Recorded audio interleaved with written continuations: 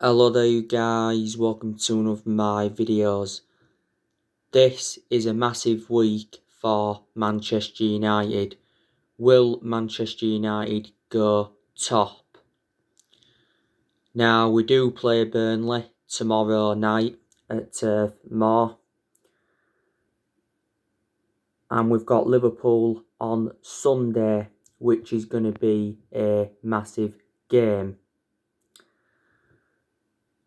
Now Solskjaer has provided us with an update on Paul Pogba, Luke Shaw, Victor Lindelof and Eric Bailly.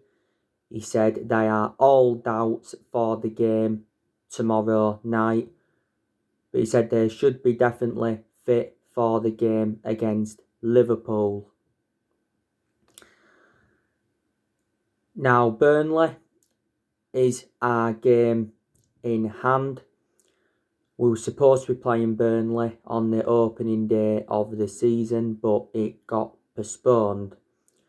So if we do beat Burnley, we will be 3 points clear of Liverpool. And then obviously if we beat Liverpool, we will be 6 points clear. So we will have a cushion. We have got a pretty good record at Turf Moor. Like I said to you on the preview yesterday, the last time we lost at Turf Moor was back in 2009. It was a goal from Robbie Blake. We won at Turf Moor last season, beating them 2-0, but we lost the game at Old Trafford 2-0.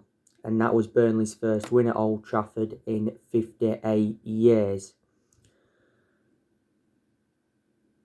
Burnley are currently sitting 16th in the Premier League. So we should be beating them, but they have been in a pretty good vein of form recently. They've won 3 of their last 4 games in all competitions.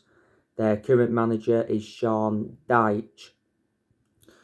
Burnley have got some good players in their team. Obviously, one of their key players is Chris Wood. Probably Chris Wood is their best player. They got him from Leeds. Ashley Barnes, he's one of their key players. You can say that Westwood's one of their key players. Cork's one of their key players. Jay Rodriguez is one of their key players. He's obviously out with injury. James Tarkowski, he's one of their key players. Vidra, he's one of their key players. They've also got that done. He's out with injury. They've got McNeil, he's out with injury. I also like that Charlie Taylor, and he's also out with injury. Burnley brought a few players in last year, like I mentioned on the preview. They brought that Anthony Mancini in. They brought Dale Stevens in. They brought Josh Brownhill in, and they brought Will Norris in.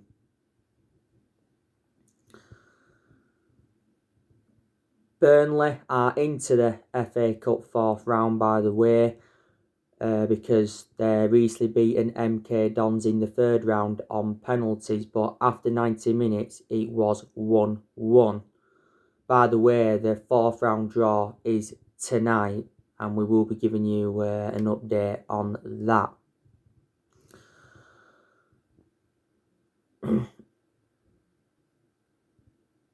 We're coming into this game on the back of a 1-0 win against Watford in the FA Cup 3rd round. Like I said, it was a poor performance by Manchester United for the vast majority of the game, but all that matters is we got the win. Obviously, it was a goal from Scott McTominay in the 5th minute. Obviously, Scott McTominay was the captain. Obviously, when Harry Maguire came on, though, he got given the captaincy. But Solskjaer made, 9 changes in the game against Watford. And like I mentioned, 6 of the 11 that started were academy graduates. But I think we'll beat Burnley. We've done very, very well away from home in the Premier League this season. We've not lost away from home in the Premier League this season as yet. And we are unbeaten in our last 10 league games. Like I said, you know the news on Eric Bailly. Solskjaer said recently that Bailly will require furthermore assessment on his suspected neck injury. It is a neck injury he's got, but at the first I thought it was a head injury. But yeah, Solskjaer has got big decisions to make, on how he's going to line up tomorrow night, and he's got a big decision to make on how he's going to line up on Sunday against Liverpool. But yeah, I'm looking forward to the Liverpool game more than now. Man United and Liverpool is the biggest game in English football because Man United and Liverpool are the two most successful clubs historically.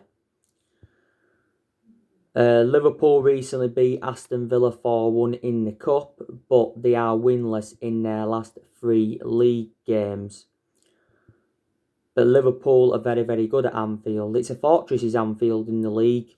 Liverpool are unbeaten in 69 Premier League games at Anfield. Now, the last time we beat Liverpool at Anfield was back in 2016.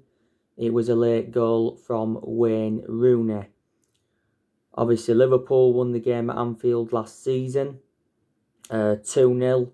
It was goals from Virgil van Dijk and Mohamed Salah.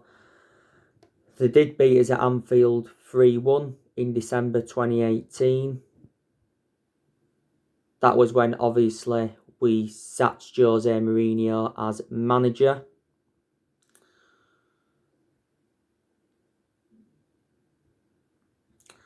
So there you go.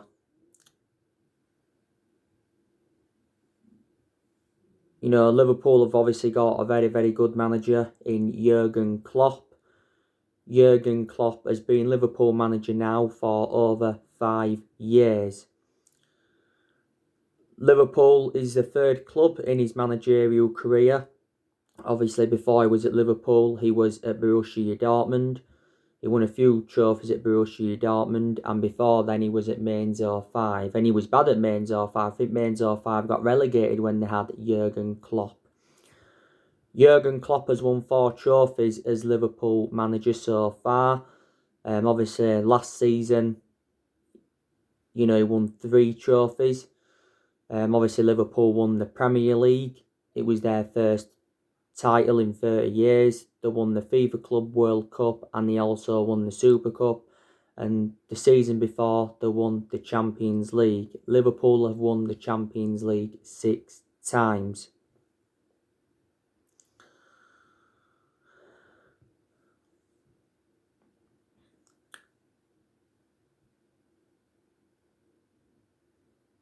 And was it last season? Jurgen Klopp signed a new contract with Liverpool until 2024. Obviously, before Liverpool had Jurgen Klopp, they had Brendan Rodgers. You can say they had one good season under Brendan Rodgers. Obviously, before that, I think they had Roy Hodgson. Probably Roy Hodgson is the worst manager, or one of the worst managers that they've had. Before that, they had that Kenny Dalglish, didn't they? He was a poor manager as well. Don't forget they had Rafael Benitez. He was a good manager. He won the Champions League with Liverpool. They had Gerard Houllier. Don't forget, quite a few weeks ago he passed away.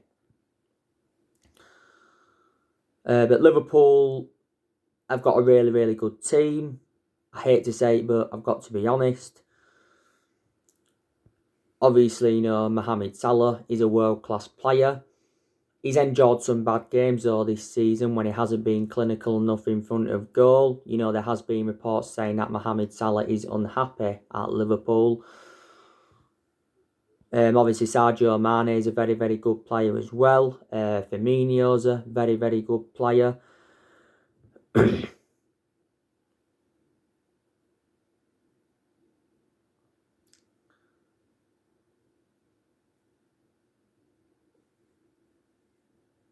That Diego Jota has made an impact since he went to Liverpool as well. He's currently now out with injury. Liverpool got Diego Jota last summer from Wolves. That Thiago, he seems to be a pretty good player. You know, Liverpool got him last summer from Bayern Munich. Don't forget, Man United were in for him. Jordan Henderson, he's a pretty good player, but I wouldn't say he's world class. Jorginho Wijnaldum, he's a pretty good player as well. I think he's going to be leaving Liverpool in the summer because he recently rejected a contract extension. Liverpool have also got Naby Keita. He's out with injury, but he seldom plays now for Liverpool. Liverpool got him a few years ago from RB Leipzig, don't forget. They've also got that Curtis Jones. Fabinho, I think he's a very, very good player. He can play as a holding midfielder, but you can also put him as a centre-half. They have got two fantastic fullbacks in Trent Alexander-Arnold and Andrew Robertson. I think actually Andrew Robertson was injured earlier on in the season. Wasn't Trent Alexander-Arnold as well, if I'm right. Obviously, Liverpool have got the best centre-half in the world in Virgil van Dijk. He's the second most expensive centre-half in the world. You know, Liverpool got him for £75 million quite a few years ago from Southampton. Virgil van Dijk's out with injury for the season. They've also got that Joe Gomez. He's out with injury. He's injury serious as well as Van Dijk's. They've got Matip. He's also out with injury, but he could be back for Sunday.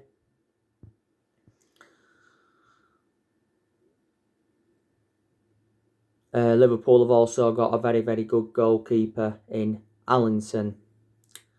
Probably is regarded as one of the best goalkeepers in the world now.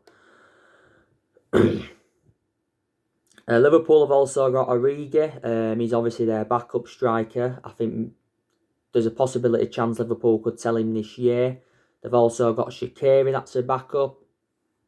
You know, he tends to make an impact from the subs bench, doesn't he, Shaqiri? I think Liverpool could also offload him. Liverpool let quite a few players go last year. Obviously, Nathaniel Klein left them. Dejan Lovren left them. Adam Lallana left them. Trivella left them. Hoover left them. Harry Wilson went out on loan to Cardiff.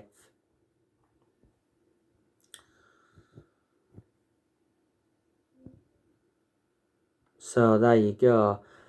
And I think after Liverpool, we have got Fulham.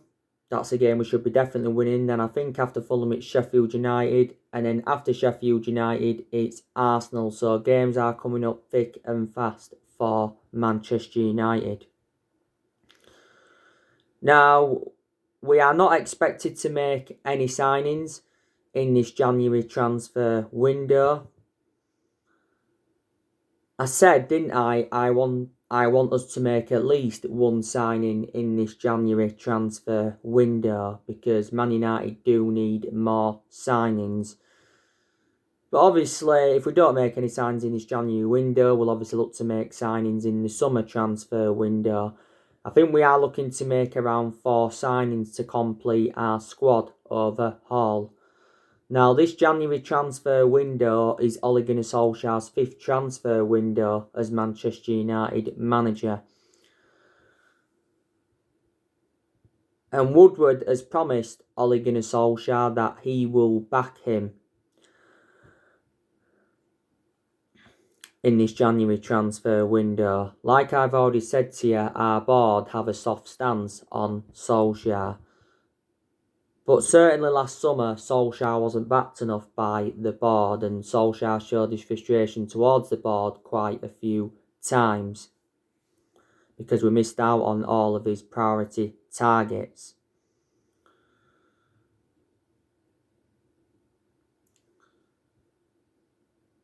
But the board has been one of the biggest problems at the club for several years. But I think Woodward did say towards the end of last year that we will back Ole Gunnar Solskjaer with a long-term plan centred around summer transfer windows. So that means we're focusing more on summer transfer windows than we are on January transfer windows. But like I say, there has been a lot of players on our agenda. I obviously give you the news on Dayot Upamecano yesterday. Oliver Mitzlaff, who is the RB Leipzig CEO, he says that RB Leipzig are willing to listen to offers for Dayot Upamecano because he says we sell our top performers again if that makes financial sense. Dayot Upamecano is available for around £39 million at the end of the season, because that's when his release clause does become active.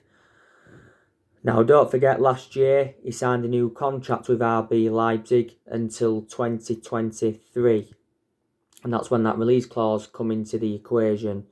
He's been at RB Leipzig now for quite a few years. RB Leipzig paid just €10 million for him from Red Bull Salzburg.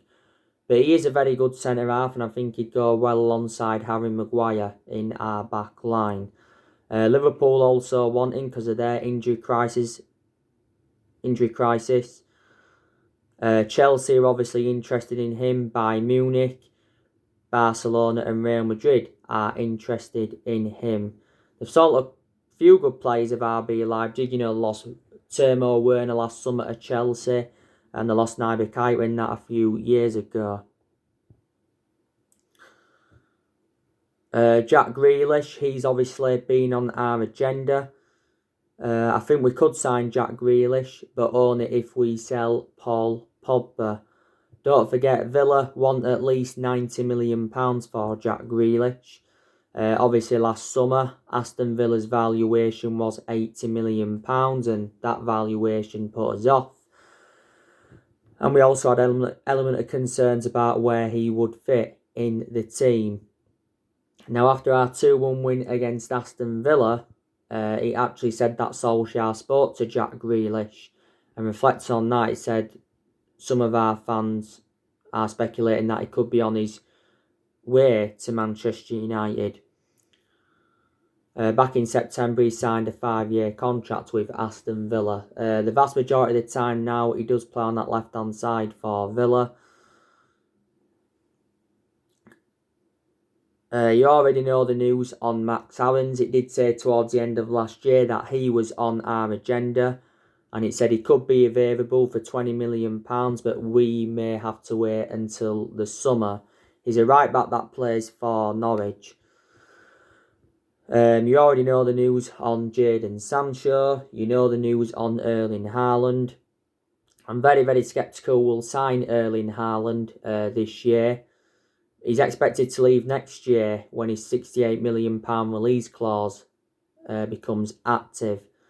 And I said Haaland's move to Man United is complicated because of Mini Oriola's poor relationship with Man United.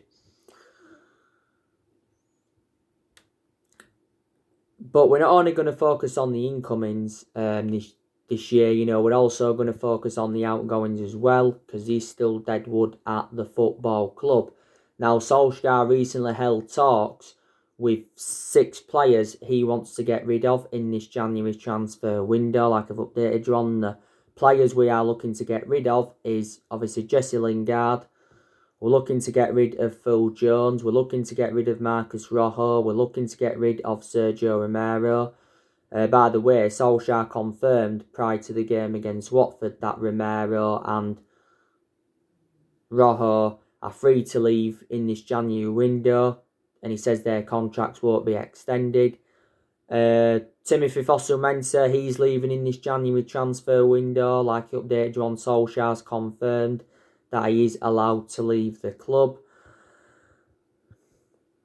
I'm expecting Odion Ighalo to leave. His loan expires at the end of this month. There's obviously rumours of Daniel James going out on loan, and there's been rumours of Brandon Williams going out on loan, because Brandon Williams is now our third choice left back.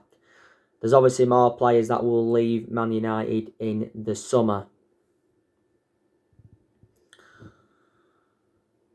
So yeah. But there's also a lot of players that, we will keep at the football club.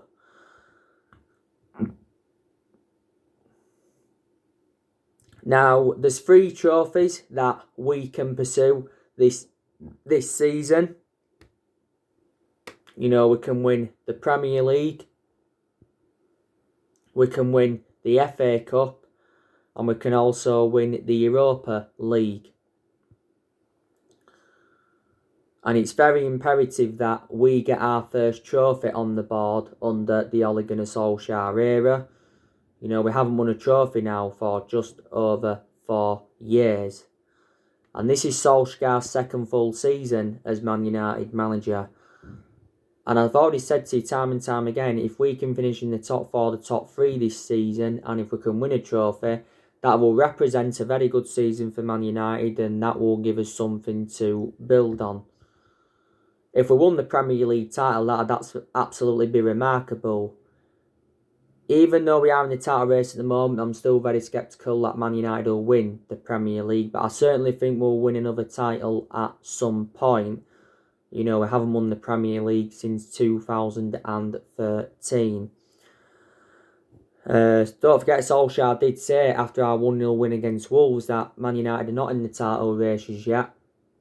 But he says if we are still challenging at the top come March, he'll start to believe that we are in the title race.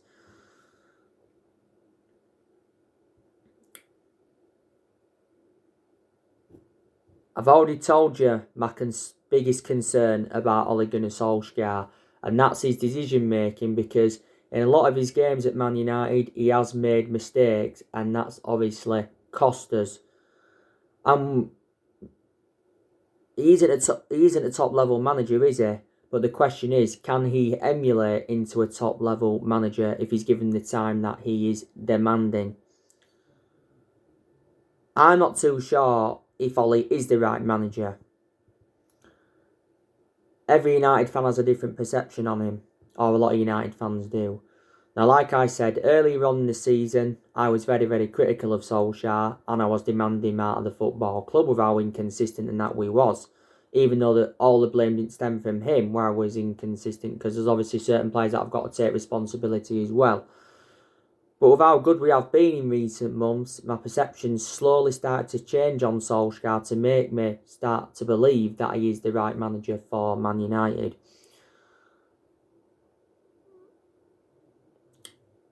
We all want Ole Gunnar Solskjaer to succeed as Man United manager.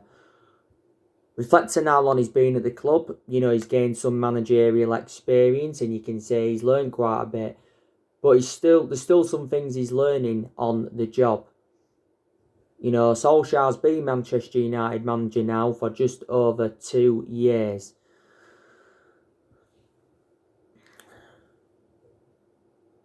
There's not only negativity regarding him, though. There's also positives you can take.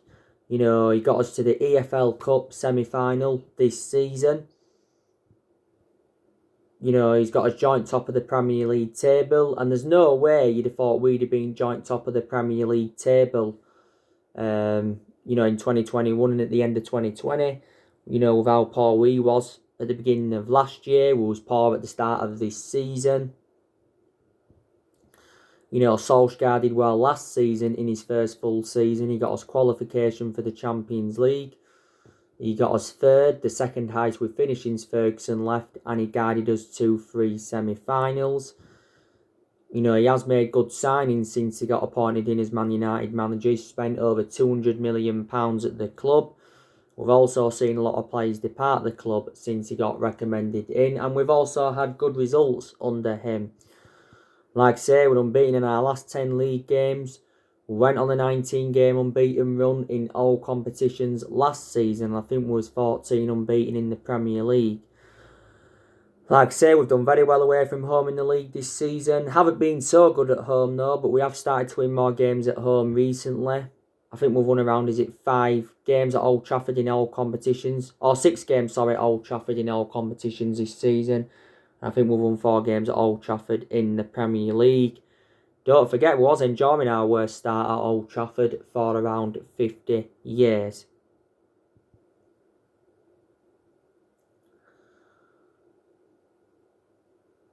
But we've certainly enjoyed bad periods under Ole where we can say Solskjaer was lucky not to be sacked.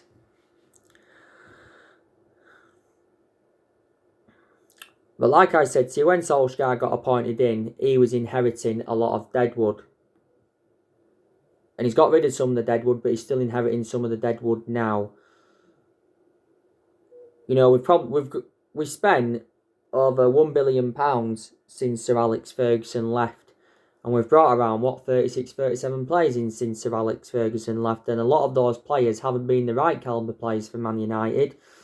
We've made quite a lot of mistakes in the last 7.5, 8 years. And that's one of the main explanations why we have been so inconsistent. Obviously, we've sacked 3 managers since Ferguson left, and that was David Moyes, Louis van Gaal and Jose Mourinho. You know, we've only won 4 trophies since Ferguson left, and that was the FA Cup under Van Gaal, and the Europa League, the League Cup and the Community Shield under Jose Mourinho.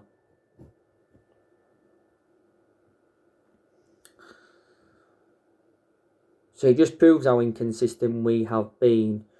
Can you say Solskjaer's the best manager since Sir Alex Ferguson? Well, putting stats into the circulation right now, you can say he's the best manager we've had since Ferguson. Certainly a much better manager than David Moyes was.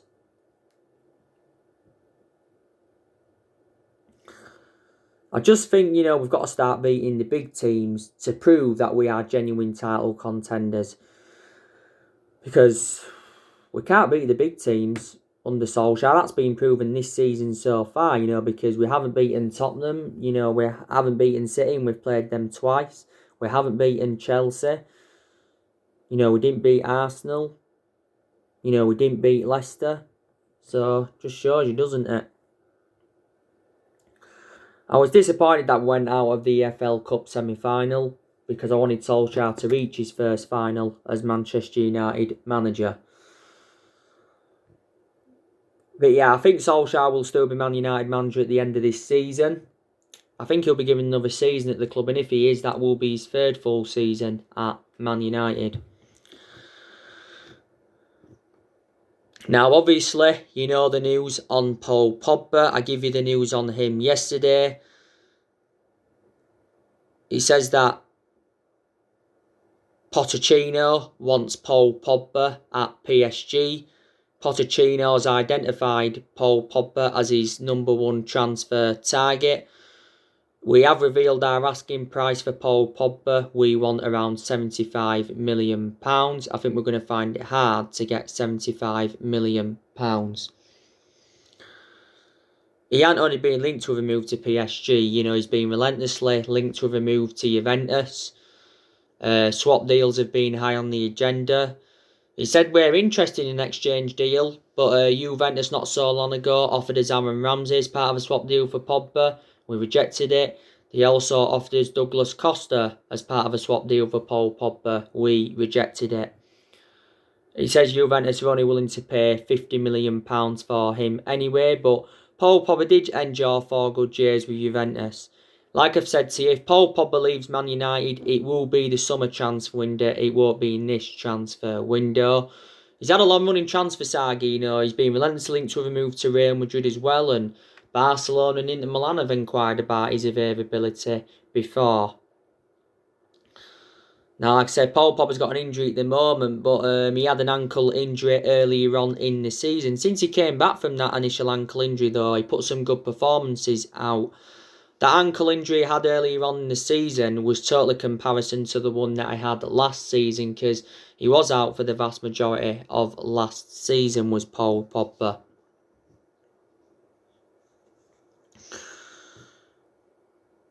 You know, don't forget, earlier on in the season, we triggered that 1-year extension on his contract. So he's under contract with Man United till June 2022. I think we've accepted he won't be signing a new long-term contract, but Woodward recently said that he's preparing to enter contract talks with Paul Pogba and his agent Minio Raiola. Don't forget, Minio Raiola told Tuttosport last month that Paul Pogba's career at Man United is over. He said he's unhappy and he has to leave and he's got no intentions of signing a new contract. And Solskjaer was furious with Minio Raiola. You know, Pogba's our most expensive sign at the moment because we paid £89 million for him. So there you go. You know, could Juan Mata leave Man United in the summer? You know, could Nemanja Matic leave Man United in the summer? You know, we will have to see. So anyway, guys, that's everything to update you with today. Drop me comments, likes below on the channel. If you do, consider subscribe as always, and take care. God bless, and I'll see you all again very, very soon.